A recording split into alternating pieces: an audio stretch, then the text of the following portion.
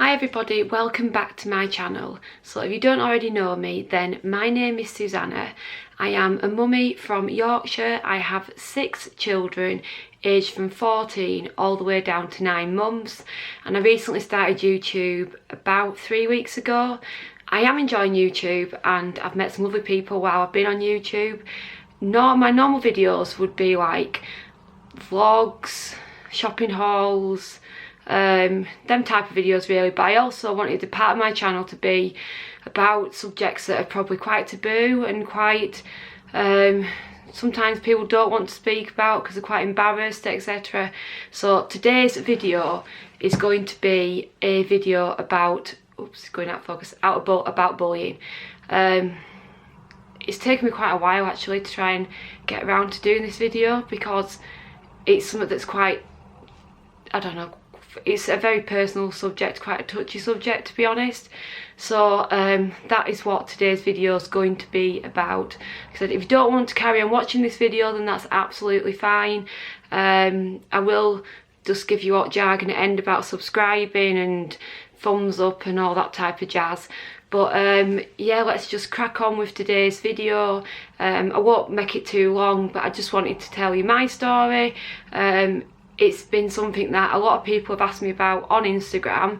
If you don't already follow me on Instagram, you can find me at mummywrite6, and on there, I'm on there usually throughout the day, usually try and post 1 to 2 pictures a day, and I've been openish about it on there, so I just thought that rather than go on about it on there, I would just post my story on my YouTube channel, and then it's much easier for everybody to go to, refer to.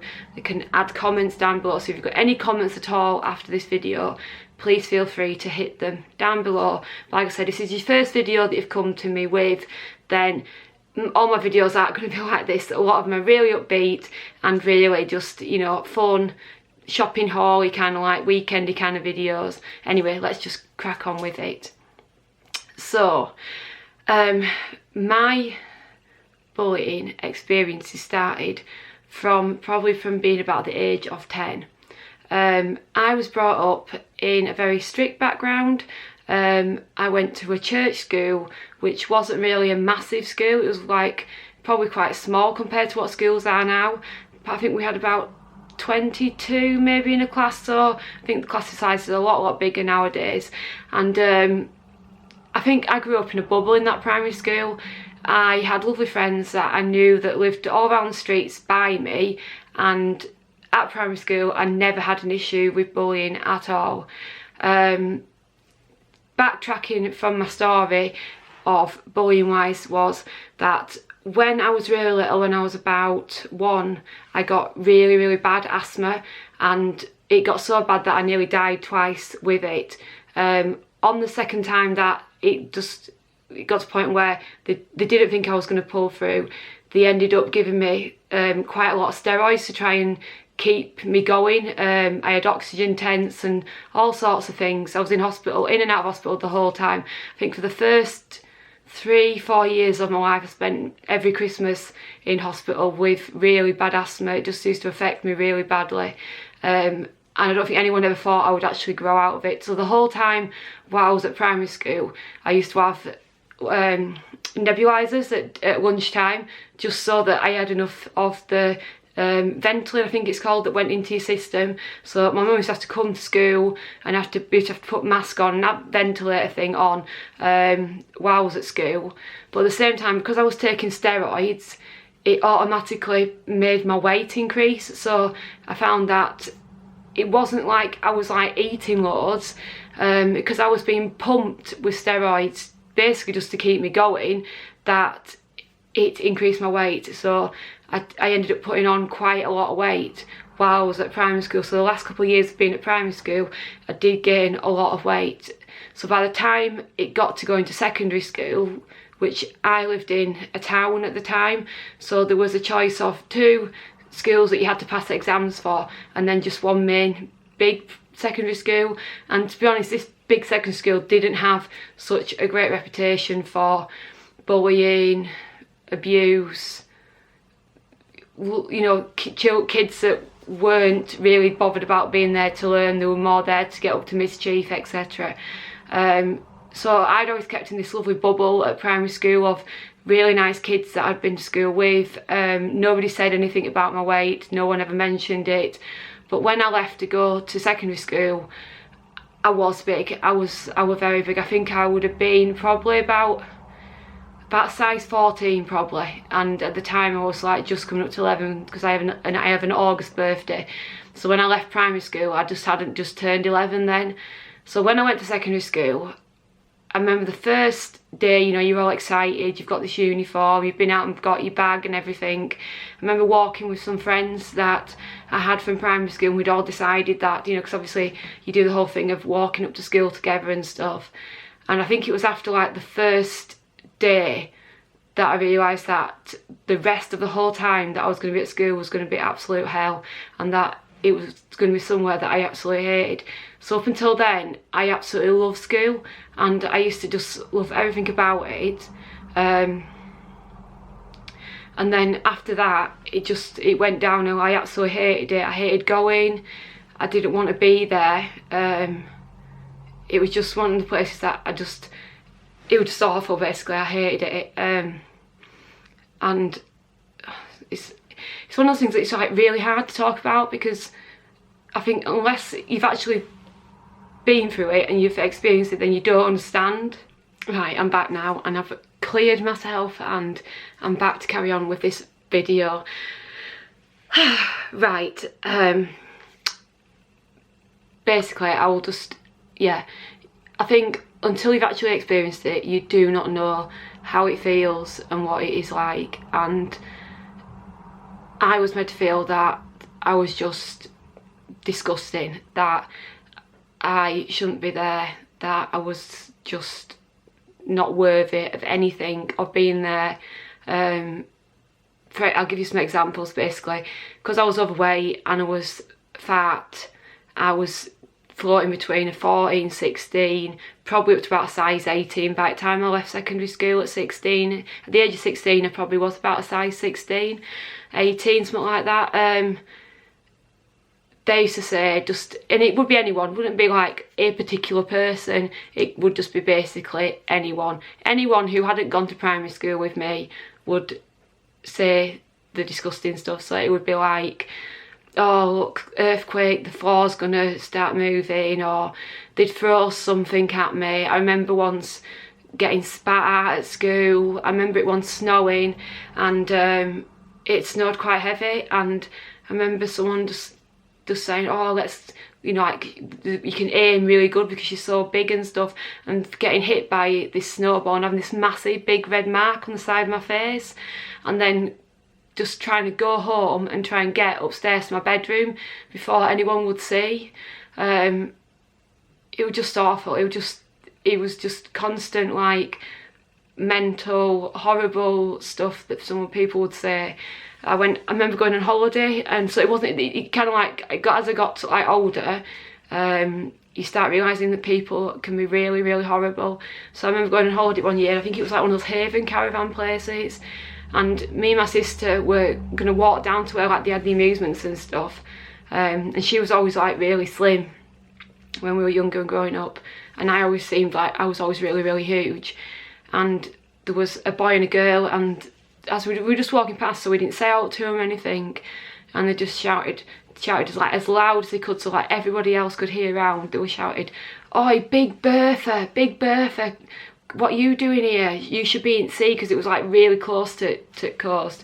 "What are you doing here? You should be in sea," as loud as could. And I know it probably sounds like really like minor, but at the time when you're there and someone's saying that to you, and you know that everyone else knows that they're saying it to you, it's like the worst thing it's just the worst thing that you could have said to you. And it stopped me from doing stuff. So unless I went out with like a particular, like, one or two friends that I had at school, because nobody wants to be friends with a person who's getting bullied. Nobody wants to be friends with the person who people call names or shout stuff at, because they don't want it happening to them. So it meant that I never really had any friends at school. odd person would talk to you, but it stopped me from having friends because nobody else wants dragging into it, so people don't want to be your friend. It's just, it's so hard to really explain. It's just one of them things that you can't, once it's happened to you, and like I thought, right, you know, like I can overcome it, I'll leave school, and you go into an adult situation by that stage. So I left school and I went to do hairdressing and beauty therapy, and I started to lose some weight as I left school because I wasn't in that thing anymore of people being abusive and saying stuff to you in a childish situation and behaviour that they were doing. You're all grown-ups and you're all different ages when you go to college. And I remember just then, like, the weight, just some of it just naturally dropping off because of just the actual, that there was no stress there anymore, so naturally weight fell off. And then after that I just slowly, I was losing the weight by myself, and my medication actually stopped. So I remember around about the same time all my steroids decreased because my asthma was getting a lot better, and I think my asthma got a lot better because I wasn't being so stressed with the fact that I wasn't at school anymore. They weren't saying things to me. I wasn't going up to my bedroom every night and crying and not wanting to leave my bedroom, and I just used to go, get home, just get under covers. I used to have put my headphones on, and I remember just crying and crying and crying and crying and crying, and that used to happen like nearly every single night. I'd just come in, and I don't think, like, most of the time I don't know if my mum knew that I was doing that. I don't know. I don't know. She never really said out. I used to feel at home like it was my fault. If the odd time, if I did mention that, maybe someone might have said about me being fat that it was my own fault because I couldn't lose weight. Like, it was my fault to blame because I was fat.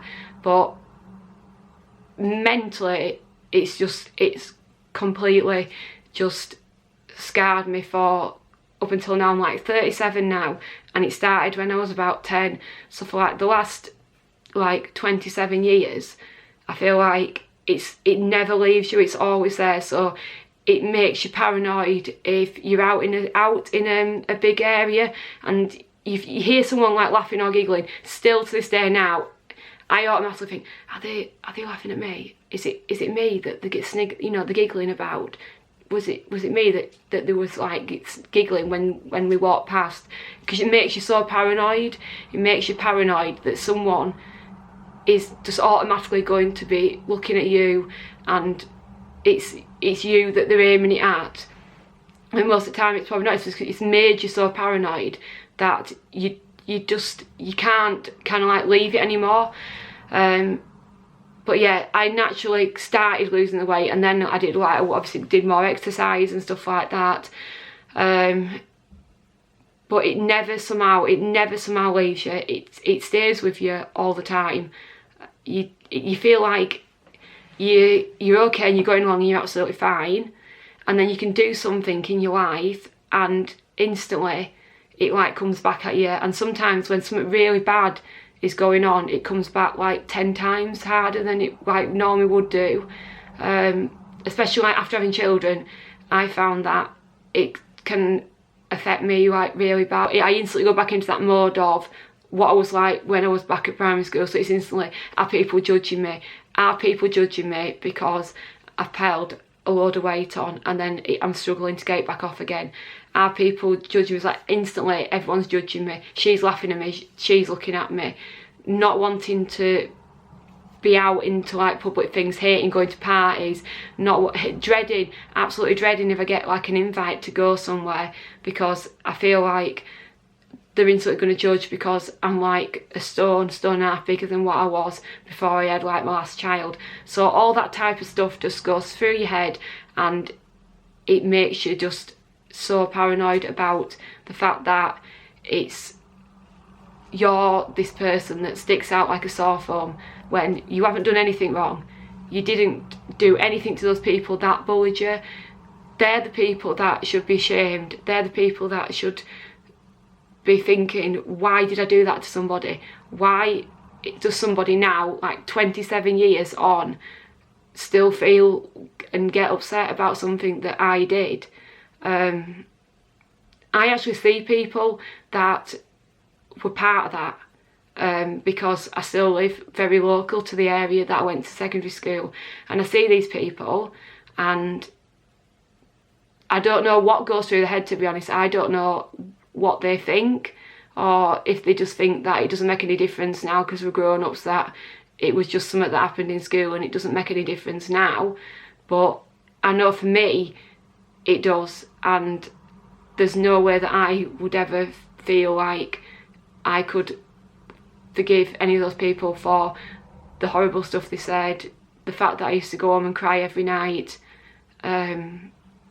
It's just affected me from starting secondary school right up until now. I still get affected by it, and most of the time I'm pretty happy and I'll be chatty and chat to people, etc. But then there's sometimes when I just get to thinking, oh, I don't fit in, everyone's right, I'm rubbish, I'm this, I'm that.